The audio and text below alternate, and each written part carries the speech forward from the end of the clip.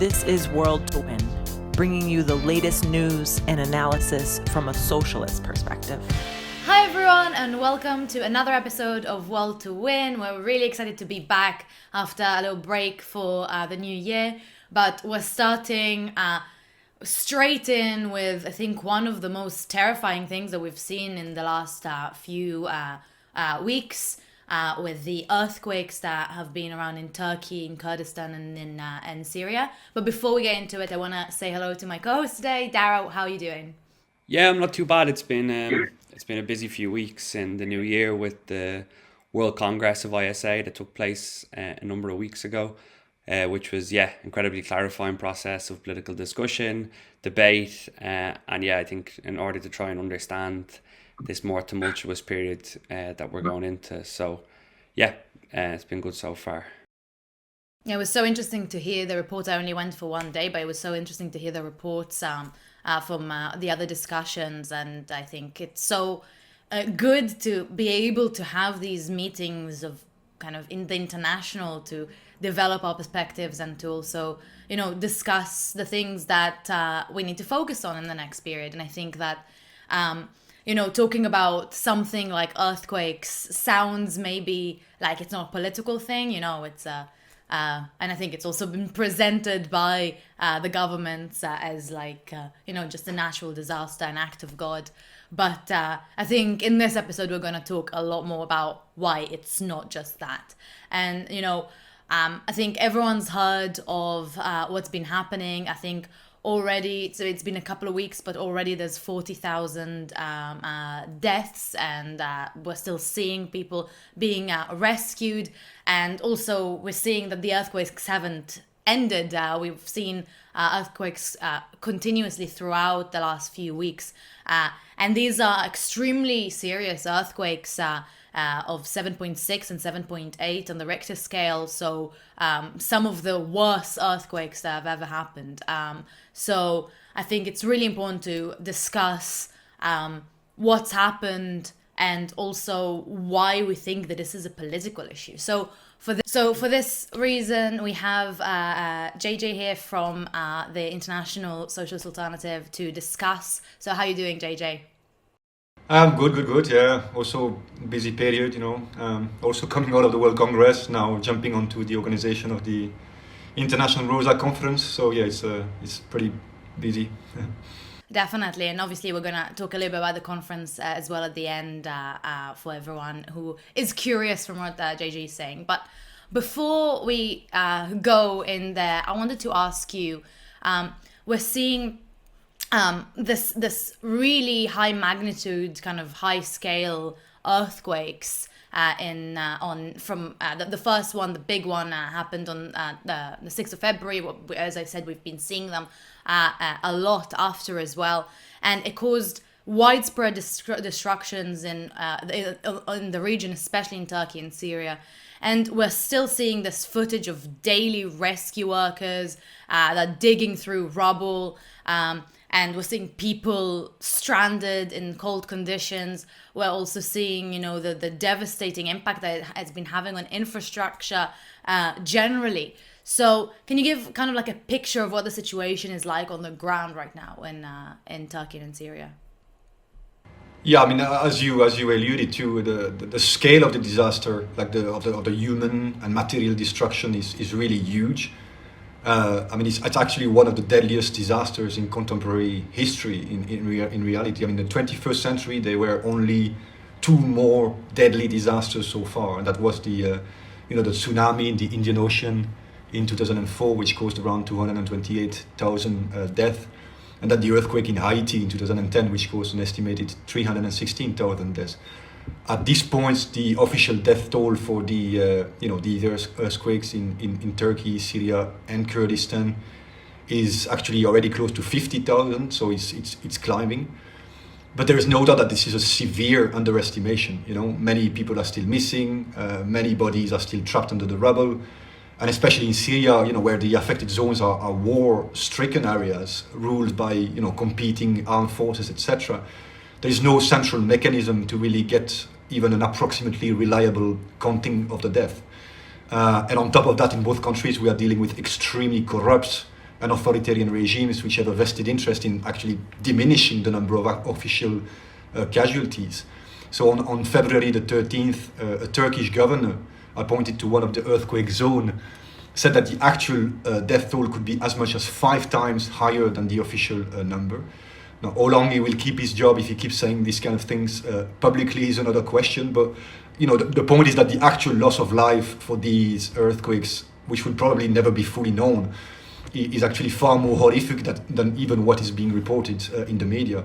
And in the end, it might actually not be so far away from the number of deaths we saw during the Indian Ocean tsunami and the Haiti earthquake. But then, of course, people's lives have been shattered in more than one level. Over 170,000 buildings collapsed or have become uninhabitable. At least 6 million people have been made homeless. And this is without talking about the less immediately visible effects and the long-term consequences. There will be huge mental health problems coming out of this. There are already reports of a surge of gender-based violence because women and girls, find themselves in much more vulnerable and exposed situation. There is the potential for outbreaks of epidemics. In Turkey, the regions affected provide for about 15% of the country's agricultural output. So this will also likely impact food inflation because supply will be hurt, and the list goes on and on and on. And as you said as well, it often happens in this type of circumstances where you have new disasters adding themselves to the original disaster. So for example, again, a couple of days ago, there were 2 new aftershocks, although of a lower intensity than the original. Striking the same part of Turkey and Syria again, with new collapse of buildings again, further people being killed, which by the way included people who went back into their unsafe apartments because of the shortage of emergency housing provided for the quake victims. So yeah, the whole situation is extremely dire. Yeah, thanks, JJ. It's utterly tragic, and I think the scale of destruction on a number of ways is kind of almost difficult to imagine, and obviously it's still an ongoing story, the details of which we're continuing to hear. One thing that's striking to me was that, of course, in all moments of national crisis, whether it's been a war or something we saw over the course of the pandemic, that an initial response can be, we're all in this together. And obviously there's a positive side to that in the sense of the outpouring of solidarity we've seen, the rescue efforts. But also I think, and we saw this throughout the pandemic, that now is not the time to criticise. But actually it seems that's happened quite rapidly in the situation in Turkey and Syria, where the slow arrival of help, the dire situations that survivors are finding themselves in are already leading to huge rage against the regime, and I think also the system that stand behind that regime. Can you explain a bit why that is the case and how it is things like capitalist profiteering, authoritarian rule that are, intensifying this crisis? Yeah, I think what you're saying is very right. It's very striking, almost from the very initial stage, that there was clearly, huge anger across the communities that have been affected by this disaster. And that's because most people are well aware that, while the earthquakes themselves are, a fact of nature, the thousands of deaths and the widespread destruction are not, one thing that needs to be made clear is that people didn't die because of the earthquakes. They died because the buildings they were living in were utterly unsuitable to resist the earthquakes, despite numerous and repeated warnings from the scientific community and the common knowledge that the region has a very high seismic risk. And so they died indeed because of the profiteering of the large construction companies who, for the sake of maximizing their profits, degraded the quality of the constructions and disregarded safety and earthquake-proof regulations. It doesn't come from the absence of regulations, because actually Turkey has quite strong regulations in this matter, which were introduced after an earlier earthquake in 1999, which provoked close to 20,000 dead. But the point is that these regulations were extremely poorly enforced, if at all. In fact, they were liberally ignored in most cases because of the systemic corruption and the extremely, cozy relationship between Erdogan's regime and the most influential building contractors. And, the criminal extent of this needs to be properly exposed. The AKP government has over the years pushed for a number of amnesty laws that, in exchange of money paid to the state from the building companies, retroactively rubber-stamped illegal constructions that had been done without respecting the official safety regulations. The last one of such laws, which was called the Public Works Reconciliation Law, was passed in May 2018 and acquitted 13 million buildings that were in breach of legal building standards. So, this is the perverse logic of capitalism in all its ugliness, you probably know about the polluting permits, which give the rights to big corporations to buy their way out of respecting the environment. I mean, it's a little bit like that here, where construction companies were provided the right to buy their way out of respecting safety regulations. So in exchange of a bribe, because that's what it is in reality, they got a free pass to cut corners and build, what effectively became gigantic graveyards for tens of thousands of people. Now, Erdoğan, in his address to the nation the day after the earthquake, claimed that 98% of the buildings destroyed in the latest disaster were built before 1999. I think this is an extremely questionable, completely unfounded, and in fact very convenient claim, because it's aimed at absolving his regime who has been in power for the last 22 years. But even if you admit for a second that this was true, it would mean that this regime had all this time to prepare for future earthquakes, to adapt to modern safety standards, the older buildings and infrastructure which were known to be unfit for this type of events, and decided instead to do nothing about it. So, all in all, the criminal responsibilities of this regime and of, the billionaire and millionaire magnates in the construction and real estate sector is extremely clear. Another issue that needs to be looked at, and that is the painfully slow, inefficient and also repressive response of the regime to the earthquake after they had occurred, because many lives could have been saved if the response had been different. And that is in part related to the lack of adequate planning and sufficient, prior public investment in a proper emergency response system, which meant that rescuing services and workers were completely overwhelmed. But it's in part also related to the ultra-centralized nature of the political regime in Turkey, which has made it utterly inoperable in its response to the disaster. Just for the story, in 2017, after an attempted coup against Erdoğan, a number of constitutional changes were introduced that strengthened the centralization of power at the top in the hands of the president himself.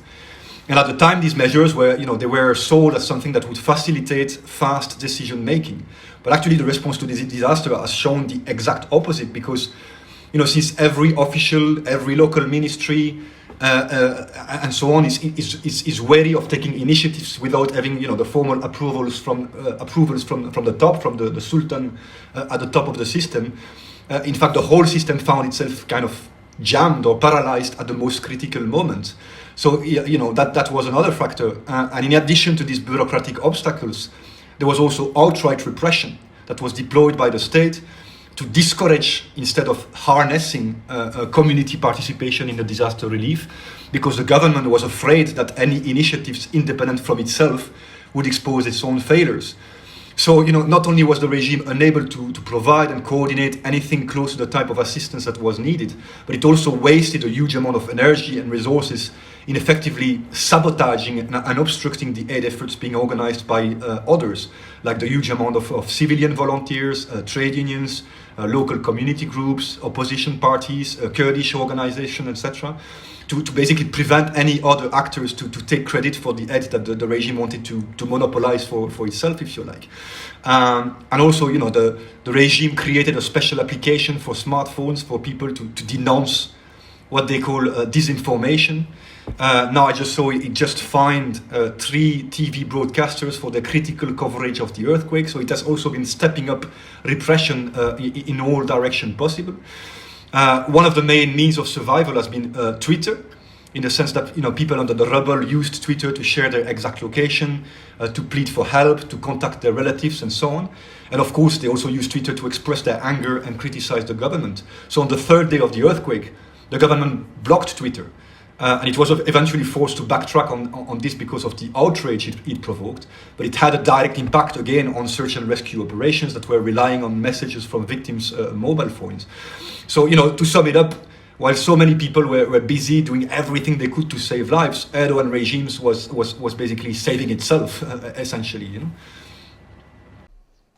And I think what's really striking, I think there's a connection between the two kind of parts of what you're talking about, of like how on the one hand Erdoğan is saying how it's just an act of God and all of that, but then like you said, like earthquakes aren't the cause of death, it's the buildings being unfit for earthquake situations. And it's particularly glaring in a place like Turkey that is well known to be a high risk for earthquakes. And I think I read that a few years ago there was like an expansion of an airport that was destroyed in this earthquake that was built on a place that was known to be a hotspot for earthquakes, and was completely, objected to by climate activists and by a lot of other community groups, and it was still built. But then now we need to, according to the Turkish government, we need to stand together and just be sad when they are the cause for this catastrophe. But I think we started touching it a little bit about Syria. Obviously, that's another situation that's also massively impacted by the political situation. And actually we're seeing that the cynicism of both the Turkish regime and the Syrian army attacking in rebel places right after the earthquake, to like in areas that were actually hit by the earthquake, is absolutely cynical and kind of shows that cynicism of these governments. But obviously, for in Syria, there's been an ongoing long-term situation of war since 2011, and we are still seeing these kind of conflicts still happening, and still people living in enclaves, and obviously this is a really bad situation for an earthquake. So can you talk a little bit about the role of the war in Syria in this current catastrophe? Yeah, I mean, as you said, like the situation was already catastrophic to begin with in Syria. There was already like a terrible humanitarian crisis unfolding in the north of Syria, especially before these earthquakes, which is the region which has been the most affected. So of course, earthquake of such magnitude hitting a region already ravaged by 12 years of war are all the more incredibly difficult for people on the ground to cope with, notably because of the widespread pre-existing damage, not only to people's housing, but to transport facilities, sanitary infrastructure, and all the rest of it. And that is even more so when you consider that the war isn't fully over yet either. The fight for control over some of the areas which have been the most heavily affected by the earthquakes is still raging. So, as you explained, in the days following the earthquakes, the Turkish army launched drone strikes against the city of Tel Rifat in northern Syria. So people had hardly been forced out of their destroyed houses because of the quakes that they were being bombed. The Syrian army itself bombed opposition-held areas hit by the earthquake only a few hours after the disaster as well. And more recently, Israeli warplanes have also fired missiles into a densely populated neighborhood in the capital, in Damascus. I mean, that's a city that was not affected by the earthquakes, but still it shows that even as the country has just suffered a devastating disaster, the Israeli regime in this case hasn't even been bothered to stop bombing and attacking the country. Another crucial factor that has worsened the situation in Syria is the sort of imperialist power game, which has directly affected rescue efforts and aid delivery to the victims because of bare political calculations. Like compared to Turkey, in Syria, international assistance in search and rescue operations has been virtually non-existent. And it took 3 days, which in a situation like this is a very, very critical time frame, for the first international aid convoy to even enter the northwest of the country. And it's quite telling that that the UN itself has openly admitted its own failures to deal with the situation, because it took a whole week before the Security Council, which is dominated by Western imperialist powers, authorized the opening of more border crossings from Turkey for the purpose of aid delivery to northwest Syria. And then there is the role of US sanctions, which I think we should talk about as well, because they have been politically weaponized by the competing sides at the expense of the victims of the earthquakes once again. Initially, the dominant version just after the earthquake the dominant version of the story spread by the White House, by US officials, etc., was that these sanctions don't play any role in obstructing humanitarian assistance to the earthquake victims, which is blatantly untrue. I mean, sanctions have blocked life-saving medicine. They have aggravated fuel shortages with sometimes deadly consequences. They have prevented the transfer of money into Syria, etc., etc. But then 3 days after the earthquake, the situation on the ground was so bad that under pressure, the US was actually compelled to decide a temporary exemption to US sanctions on Syria for earthquake relief, which obviously discredited the original claim that Western sanctions had no effect in the delivery of assistance. But on the other hand, the Assad dictatorship has been using the existence of US sanctions to shield itself from responsibility in its own lack of assistance to the victims, which, if anything, shows that the strategy of collective punishment imposed by Western powers against the Syrian people hasn't achieved anything apart from, destroying more innocent lives. And in the meantime, the massive corruption and diversion of aid from Syrian regime officials, who, for example, resell it on the black market and so on, something that has been going on and is notorious for many years, continues and is also a factor aggravating this already terrible situation. And so is the blocking and diversion of aid from so-called rebel groups, which are mostly jihadist groups in reality in the northwest. So yeah, clearly this catastrophe has been made incomparably worse by the war and its consequences, and now I would say that the humanitarian situation is probably worse at any point since the war began. Yeah, JJ, as you said, I mean, this earthquake isn't happening in some sort of vacuum, but in the context of a historic crisis of capitalism, in which we do see intensification of all its contradictions, outbreaks of war, social, economic crisis. And in the region particularly, this earthquake is further aggravating all of these contradictions and crises. And I think really all disasters of this scale and magnitude inevitably have huge political consequences. I think if you look, a somewhat comparable example, although even this wasn't the scale of what's happening in Turkey today, was the earthquake that hit Mexico in 1985, already in the midst of a brutal debt crisis. And that had a huge impact on consciousness, exposing corruption and inequality. I mean, the impact this is going to have on the consciousness of working class people and what type of system they live under, particularly in the case of Mexico, where you had reports of the army escorting bosses back in to destroyed factories to get their equipment out instead of going through the rubble for potential workers' bodies or survivors of that crisis. That has an impact on what type of system we live under and what its priorities are. I think in Mexico, that was the beginning of the slow decline of the one-party regime that had existed up to that point, and it opened up contradictions and crises within that regime. And I think there's lessons there for maybe what we can expect in the short, medium and long term in both Turkey and Syria. So in your opinion, what can we expect in how this will affect the regimes of Erdoğan and Assad? Can it temporarily strengthen them? Will it overall weaken them? Or what other forces can step in and try and exploit this, clear anger and discontent that you've already described in your previous answers? Yeah, I think that's a very very important question. What will be the political impact of all of this for the future of these regimes? And I can only offer like a tentative answer to that. But I think from that point of view, we should keep a particularly close eye on Turkey. I think the situation in Syria is a bit more complex, because the most heavily affected areas in Syria are not under the direct control of Assad's forces. These are areas with a vast displaced population, among whom the rejection of the regime was already running very high before these earthquakes happen in any case. But I think in Turkey, this disaster has the potential to be really a political tipping point.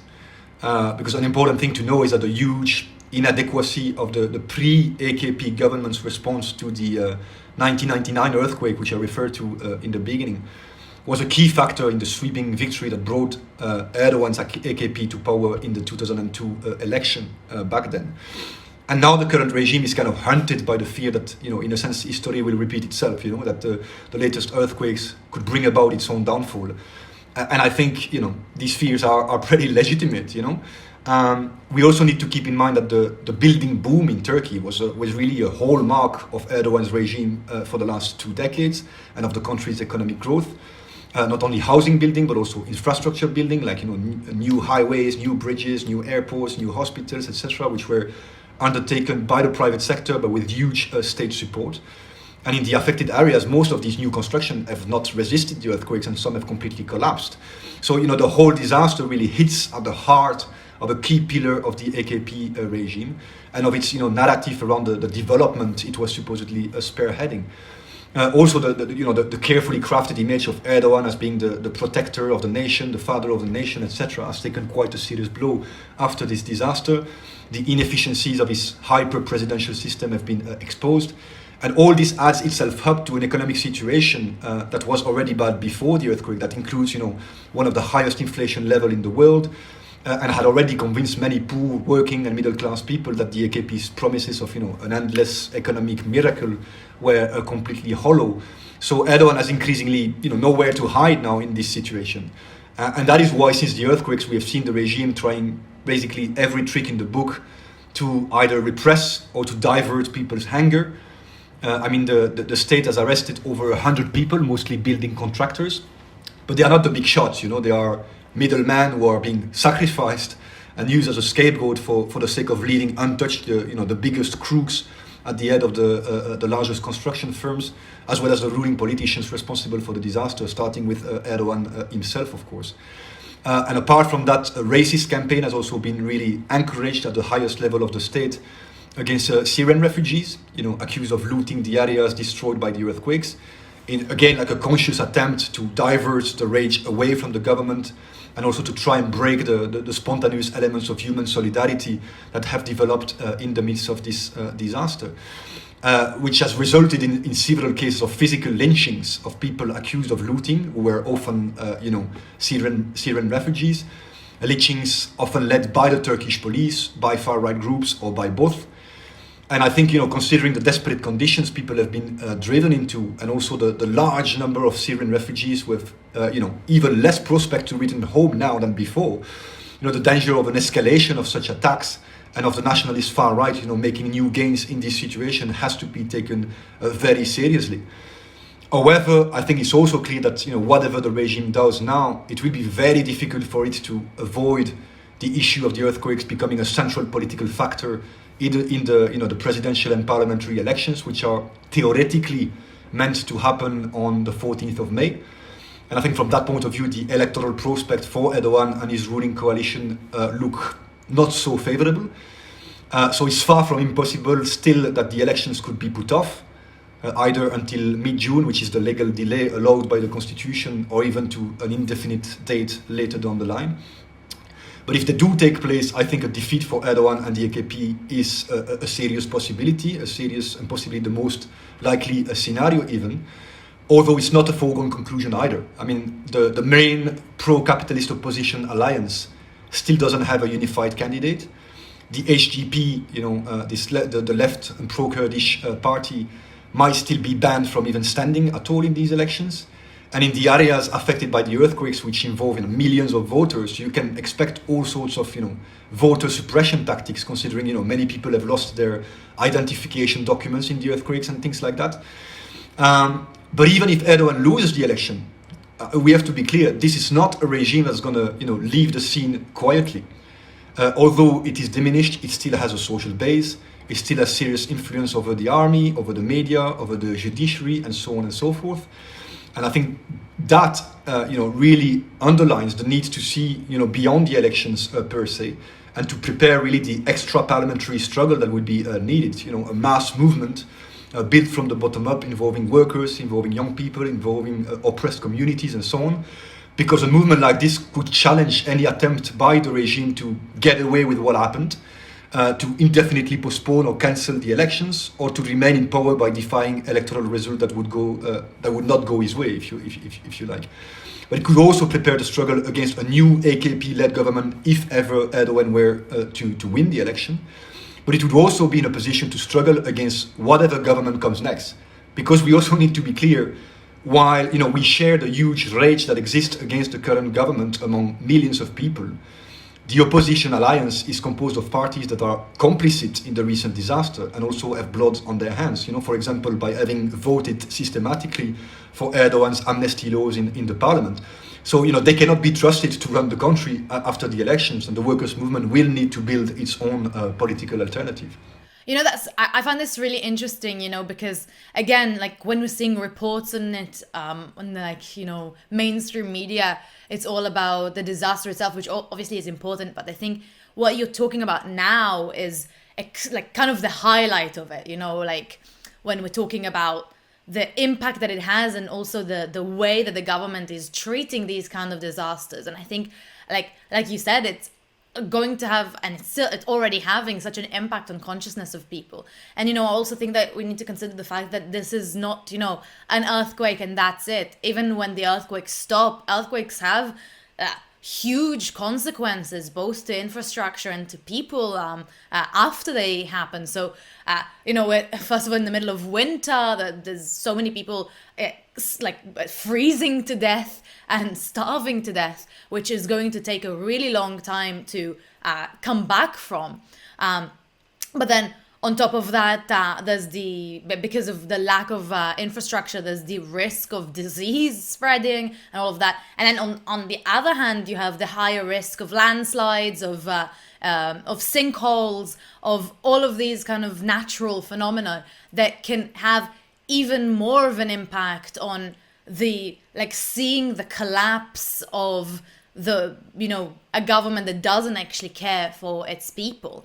And to me that's kind of really important to note in the context of these elections and kind of generally kind of the crisis that's happening for the capitalist system around the world. And I think it's really important that we also talk about the fact that this is completely preventable. We already have the technology and the knowledge to build buildings that can withstand earthquakes, we know where earthquakes might hit and where the risk zones are. So this was completely preventable, and I think that people are clearly seeing it more and more.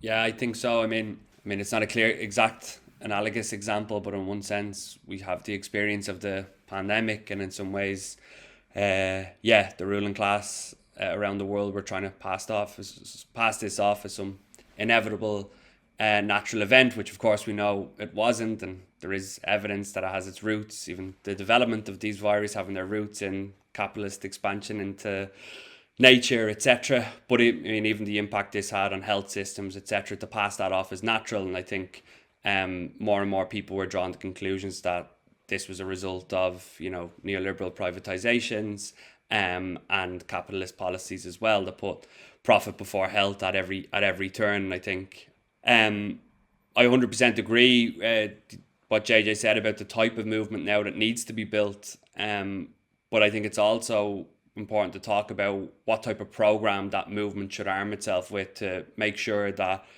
there is a clear path forward given the type of policies that it needs to arm itself with. So can you just go in and maybe explain what that program would look like, not just in Turkey and Syria, but also I think across the region where many of the contradictions and crises that these governments and regimes have faced in the last period are present elsewhere? Yeah,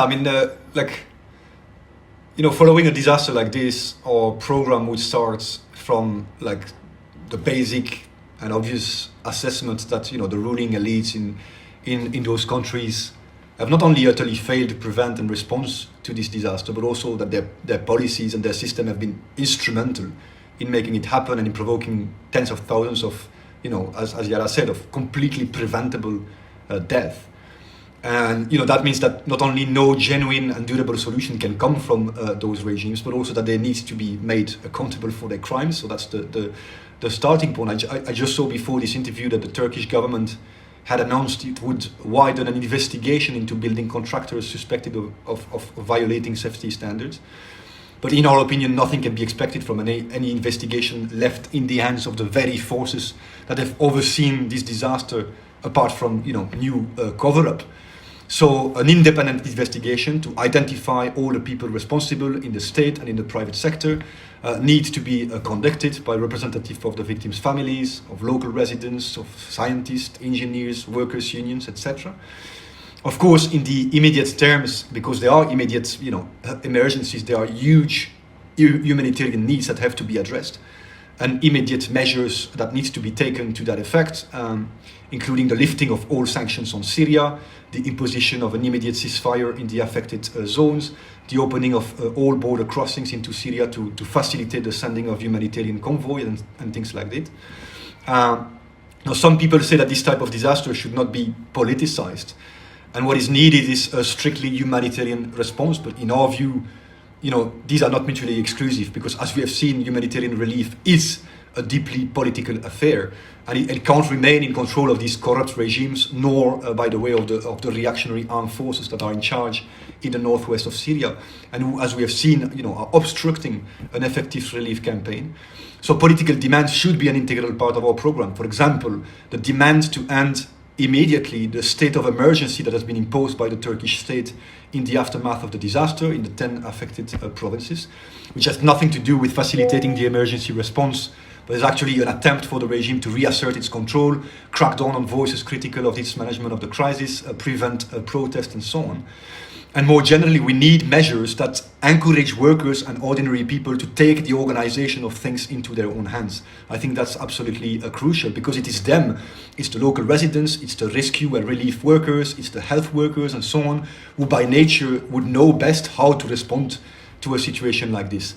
And so that's why, in our program, we emphasize that to ensure the most democratic, the most transparent, the most coordinated provision of all basic necessities, to prevent the diversion of relief supplies, to establish humanitarian priorities on the basis of real needs and not on the basis of political allegiances, nor on the basis of the discrimination of particular communities, as we have already seen in both countries. We think that forming independent grassroots local relief committees, democratically elected and controlled by relevant workers and local residents, would be a very important step forward. Then, of course, millions of people needs to be rehoused. So that's why we demand that after property safety checks have been conducted, all state buildings and empty private properties are requisitioned to provide temporary and human accommodation to all the homeless people. I mean, believe it or not, but during his rule, Erdoğan has made a grandiose palace built for himself near Ankara, which is 200,000 square meters and contains at least 1,150 rooms. I mean, how many families could you house in there? I mean, this kind of large properties should be put at the service of the victims of the earthquake immediately. But then we need to push the discussion further, because where the resources are going to come from, that's an absolutely crucial question, because the material needs are absolutely gigantic. The reconstruction will require tens of billions of dollars, and it has to be done in line with the most advanced, earthquake-resistant techniques, mindful of the environment and natural risks, etc., to make sure that such nightmarish scenarios never happen again in the future, but also to make sure that it's not the same big construction businesses who have their hands all over this disaster who are then going to profit now from the reconstruction process.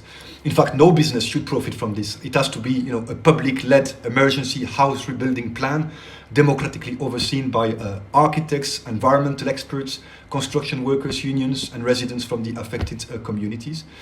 And the resources for this exist.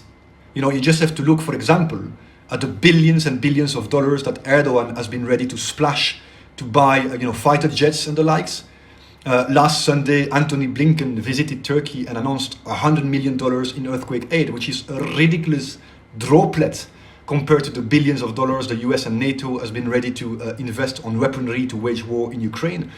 And that is why we reject this logic of ramped up militarization and investment in means of destruction, and we demand instead a reallocation of public resources where they are really needed, including in the proper prevention of similar disasters in the future.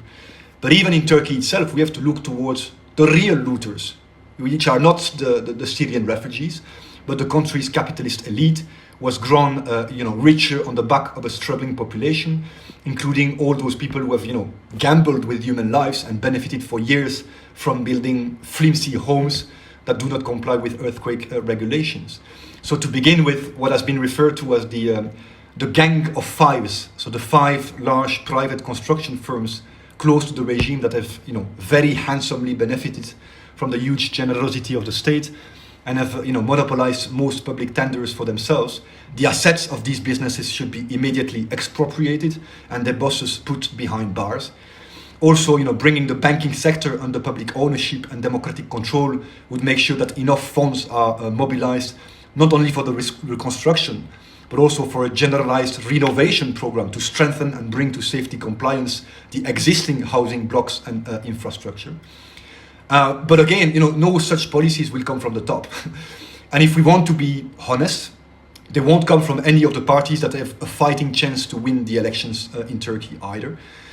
I would hope that the left parties, and especially the HDP that I referred to before, which unlike the rest of the opposition has not compromised itself in the profiteering practices of the construction industry, nor in the racism unleashed against the Syrian refugees, nor in the military attacks against the Kurdish people, that this party will stand independent candidates instead of lining up with pro-capitalist, the pro-capitalist alliance, as seems to be advocated by at least part of its leadership.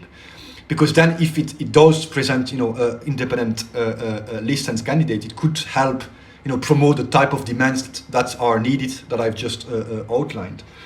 But the point we need to be clear about is that in any case, the working class and youth in Turkey, in Syria, in Kurdistan and across the region will have to mobilize, will have to organize, will have to fight to obtain what they need.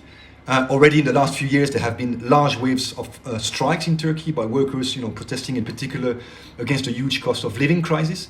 But, both the elementary rage and the huge solidarity that we have seen in the course of this disaster will need, to express themselves in a renewed and united struggle to guarantee, decent jobs, decent housing, decent wages, decent living standards for everyone, and to eventually get rid of the parasitic regimes and the capitalist gangsters that have led to this disaster.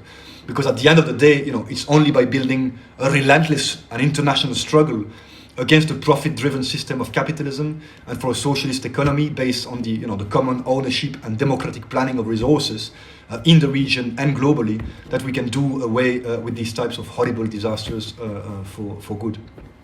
Thank you so much, Gege. I think this is, a really important note to end on. And I also think that it's important to kind of say how we are building internationally to fight the capitalist system globally, because these natural disasters are not going to end now. They're definitely not going to be constrained to Turkey, Syria and Kurdistan or the region generally. So we're obviously inviting everyone who wants to prepare this fight back and to join it, to join International Socialist Alternative. And also, like Gege mentioned at the beginning of this episode, we are organizing a really important conference that's going to have a really interesting agenda with people from all around the world. It's going to focus on socialist feminism and that struggle. It's our Rosa, our socialist feminist banner conference. It's going to take place in Vienna between the 18th and the 19th of March. And we're going to leave a link below for you to check it out, and then possibly see me and also other people there and start helping us build this resistance. So thank you so much, Gege, and see you soon. Thank you for inviting me. This is World to Win. Every Sunday, we broadcast with speakers from across the globe, bringing you the latest news and analysis on the fast-moving global events from a socialist perspective. Subscribe to the International Socialist Alternative's YouTube page and click the bell to get notified when we go live for a new episode.